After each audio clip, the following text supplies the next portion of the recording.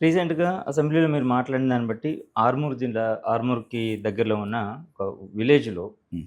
So, education అంటే schools కానివ్వండి, ఆసుపత్రులు కానివ్వండి, సో, చాలా ఇబ్బందులు పడుతూ ఉన్నారు. వాటికి సంబంధించి చిన్న చిన్న మొత్తం 2,5,00,00,000 ఇంతింత ఖర్చవుతుంది. సో, అవును. ఇది కూడా సహాయం చేయకపోతే, ఇది కూడా ఇవ్వకపోతే ఫండ్స్ సో, ఆ విలేజ్‌లు ఎలా బాగుపడతాయి? సో, వీటికి న్యాయం చేకూరాలి అన్న ఒక స్ట్రాంగ్ వాయిస్ వినిపించారు. అవును. సో, అదేమైనా సొల్యూషన్ వచ్చిందా దానికి సంబంధించి? 2.5 సంవత్సరాల నుంచి ఇట్లాంటి ఒక వందల సార్లు ఇచ్చాను. హ్మ్. అసెంబ్లీలో మాట్లాడాను. ప్రభుత్వ అధికారులను బతిమలాడాను. మంత్రులను నిలదీశాను. ఇప్పటి వరకు ఏమీ ఏం లాభం లేదు. లేదు. కొన్ని అంటే ఏ రకంగా అయితే ఇదొక ద్వేషపూరితమైన ఒక ప్రాంతం మీద పగబట్టిన నాయకులున్నారిప్పుడు. ప్రత్యేకంగా ఉత్తర తెలంగాణని పగబట్టిండ్రు. మరి ఏదన్నా వందల సంవత్సరాల కింద పగ తీసుకుంటున్నారు. ఇప్పుడు రేవంత్ రెడ్డి, ఖమ్మం జిల్లా మంత్రులు, నల్గొండ జిల్లా మంత్రులు, మహబూబ్‌నగర్ జిల్లా మంత్రులు, మరి ఇంట్లో ముఖ్యమంత్రి.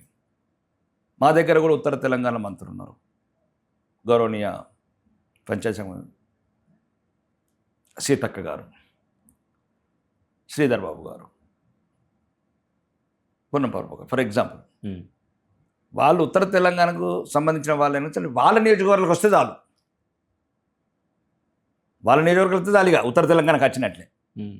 మిగతాది మొత్తం నిజామాబాద్ జిల్లా మీద మన్ను పోసిండ్రు. ఎటువంటి అభివృద్ధికి డబ్బులు ఇవ్వకుండా. నేను అందు గురించి తెలంగాణ అసెంబ్లీలో అడిగాను, శ్వేతపత్రం రిలీజ్ చేయండి.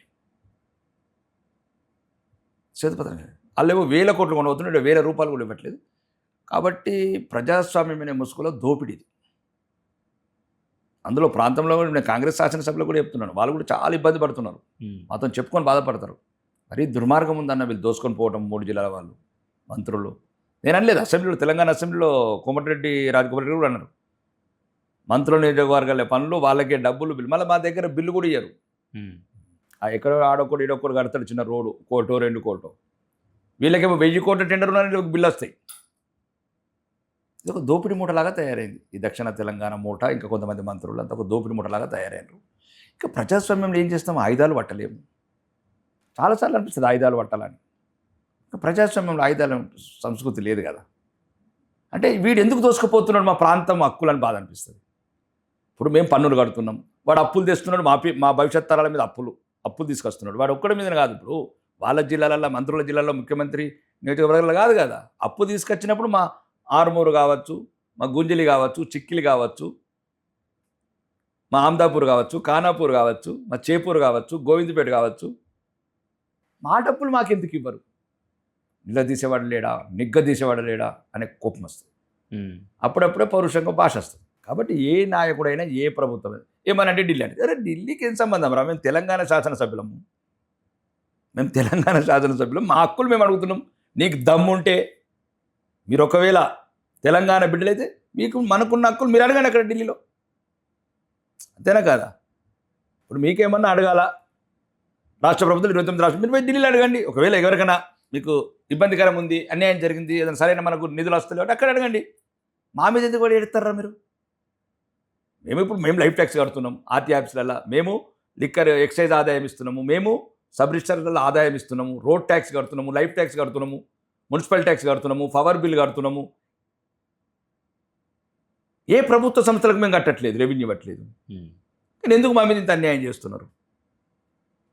అది నా బాధ, ఆవేదన. ఆ బాధల నుంచి వస్తున్నాయి అవన్నీ. స్కూళ్ళు హాస్టళ్ళు కూలిపోతున్నాయి. ఎంతమంది మంత్రి అడ్డూరు లక్ష్మణ్ ఎస్సీ కోటలలో మంత్రి పదవులు వస్తాయి, మళ్ళీ దాన్ని పట్టించుకుంటూ ఉంటాడు. ఆ సీతక్క అయితే ఏం మాట్లాడుతుందో ఏం చేస్తుందో అర్థమే కాదు. ఇంకా ముఖ్యమంత్రి అయితే సుక్కల్లో చంద్రుడైండు. హైదరాబాద్ ఢిల్లీకే సరిపోతున్నది, ఆ సంచుల మేడనికే సరిపోతుంది పాపమైన పరిస్థితి. కాబట్టి తెలంగాణ ప్రజల పరిస్థితి ఎట్లుందండి ఇప్పుడు? అదేమంటారు, పెనం మీదకి వెళ్ళి పొయ్యిలో పడ్డట్టున్నాడు.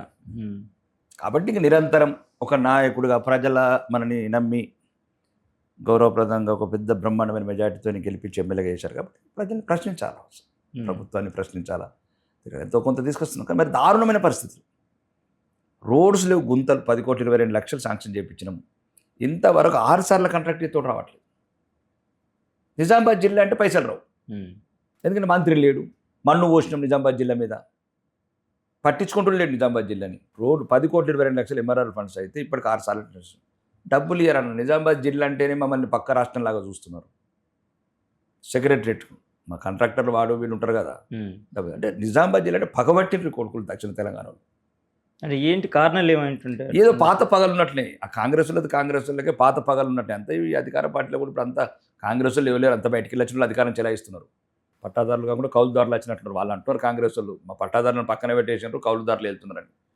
ఓకే, నేనేమన్నా మీకు అంతర్గతమే కావచ్చు, కానీ మాకు ప్రతినిధి లేడు నిజామాబాద్ జిల్లాకు. అక్కడ మున్సిపల్ బిల్డింగ్ ఇప్పుడు మా సీనియర్ రాజకీయ నాయకుడు ఉన్నాడు మా నిజామాబాద్ జిల్లాలో.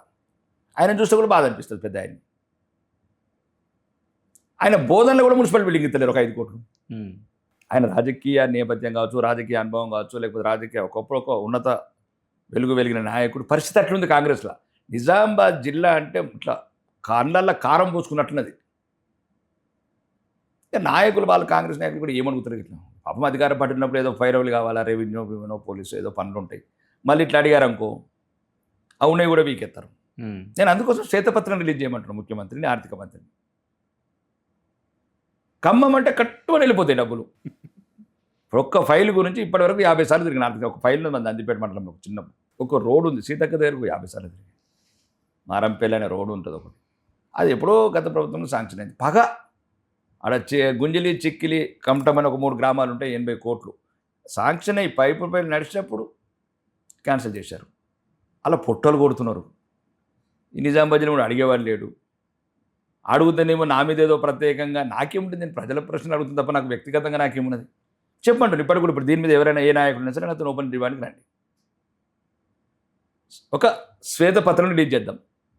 మదిర ఎంత పోయింది, కొడంగల్ ఎంత పోయింది, నల్గొండ ఎంత పోయింది, హుజూర్ నగర్ ఎంత పోయింది, మంతెన్ ఎంత పోయింది, ములుగ ఎంత పోయింది, బాల్కొండ ఎంత వచ్చింది, ఆర్మూర్ ఎంత వచ్చింది, బోధన ఎంత వచ్చింది. వాళ్ళ కాంగ్రెసే అంటున్నా నేను, దాంట్లో తప్పేం లేదే. నేను అడిగిందంటే ఏమైనా తప్పు ఉందా? ఏమో కుద్వాన్పూర్ పిల్లలు ఒక మామూలు 2 కోట్ల బిల్డింగ్ల మీరు 2,000 కోట్ల బిల్డింగ్లు కట్టుకుంటారు 3 జిల్లాలో. 2 కోట్ల బిల్డింగ్ల ఒక భద్రతకు బతకద్దా పేదవాడు? ఒక ముస్లిం మైనారిటీ జిరాయిత్ నగర్ లేదు స్కూల్ ఉంటుంది, కూలిపోయింది మొత్తం. మీకంటేనేమో 1,000 కోట్లు వస్తాయి. ఏమో ఫ్యూచర్స్ ఏంటంటే 5 లక్షల కోట్లు అంటాడు, మూసేమో 1,50,000 కోట్లు అంటారు. ఏంది అసలు మీది? ఏం చేయాలనుకుంటున్నారు? దానికి ఉత్తర తెలంగాణకి సమాధి చేయాలనుకుంటున్నారు. రానున్న రోజులలో ప్రజలు నిర్ణయించుకు చిన్న మళ్ళీ ఉదాహరణ దానికి చెప్తాను. గల్ఫ్ ఈ 2 జిల్లాలలో దరిద్రం ఉంటుంది మైగ్రెంట్స్. మాకు ఎప్పుడు శవాలు మన్ను 3 నెలలకు 6 నెలలకు. అది నేను తెలంగాణ అసెంబ్లీ ఎత్తి గవర్నమెంట్ నొప్పించి అది ఒక ఎంఐ చేసాం. చనిపోయిన వాళ్ళకి 5 లక్షలు ఇవ్వాలి.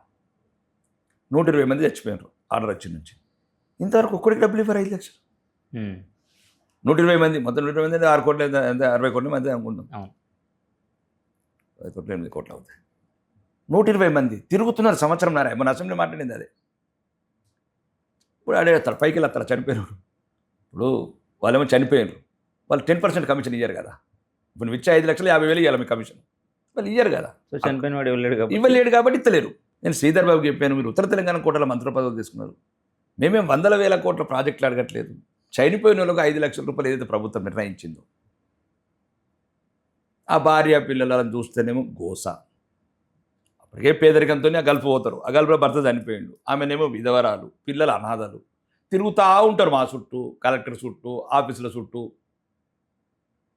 చాలామంది ప్రజలు అయ్యో ఇంత ఘోరం అయిపోయి, ఖమ్మం వాళ్ళు గింత మోసం చేసిరి, మహబూబ్ నగర్ వాడు గింత మోసం చేసి అని నమ్మితే, నల్గొండోడు దోసుకపోవట్టే ఆదుకుంటారు అనుకున్న ఉత్తర తెలంగాణ మంత్రులు మొత్తం వాళ్ళ నియోజకవర్గాలకే తీసుకుపోతున్నారు. ఇట్లా ప్రజలలో ఒక ఆవేదన.